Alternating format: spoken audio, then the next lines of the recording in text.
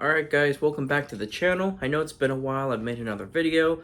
I have more ideas with more movies I want to review. But I am a completionist, and unfortunately, I did sort of get into this habit of not completing reviewing series when I started it. So we're going to use this video today and sort of recap episode 7 of The Acolyte. Now, I know most people who were going to watch it already have. The season's over. There's only 8 episodes. Season 1 is completed, and it's possibly the last season. But we're going to review it anyway, sort of give a quick recap what we saw. Episode 7 really wasn't all that different from episode 3, just from different characters' perspectives. In episode 3, we see what happens to Osha and May when they're children, about what the witches did, what they said to the Jedi, what they said to Osha and May. This episode, we get the Jedi's perspective. Now, from a writing standpoint, the decision-making for the Jedi characters, it makes sense. It feels like what the Jedi would do or say. However, it just became too boring, and I think that's the previous episode's fault. Episode 1 through 4, we kind of felt like we were waiting for something to happen. Episode 5, something did happen, but then there wasn't much going on in episode 6, and there really isn't much going on in episode 7 either. So, we do get a couple of interesting shots, as the Jedi are trying to, well, specifically Sol, wants May to go back to the Jedi Temple with them. The Jedi are saying, no, we're just here to look around, and then we're going to leave. So we sort of get heroes and villains on both sides, being witch and Jedi.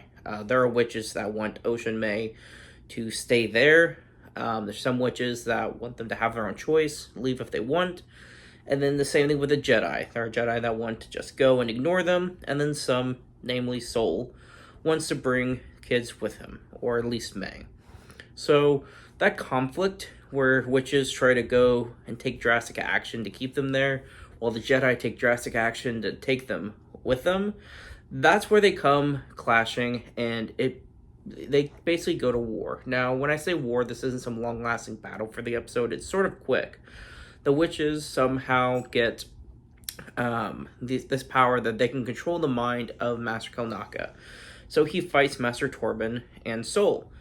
So we get this interesting fight with him. It kind of just sucks that the only time we see him fight is fighting other Jedi. But regardless, we get this fight. It looks pretty neat. He ends up scratching Torben's face, which, according to Star Wars Legends, that is very symbolic for Wookiees and their sort of way of life. So that has a lot of meaning that they didn't really describe in detail in this episode, but it does point to reasoning why Kelnaka would have left in the present, why he was just stationed on a planet far away from the rest of the galaxy. And so there's a couple interesting shots from this episode, but not a lot of neat plot points.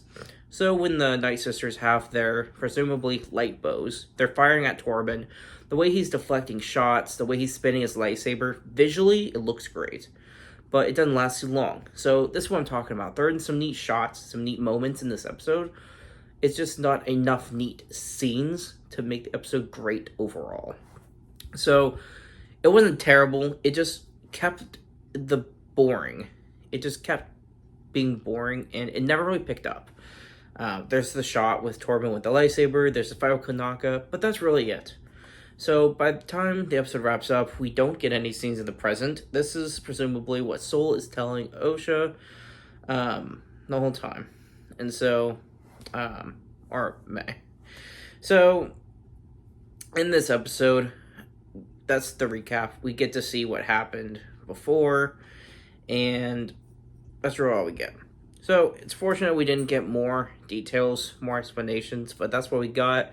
So, I'll review episode 8, the finale, here in a little bit, and sort of give you guys my thoughts of what we saw. Episode 8 had a couple of neat moments, but the episode as a whole, I'll just give you guys what I think. So, we'll get into that shortly. Thank you guys for sticking with me, and I'll see you guys next time.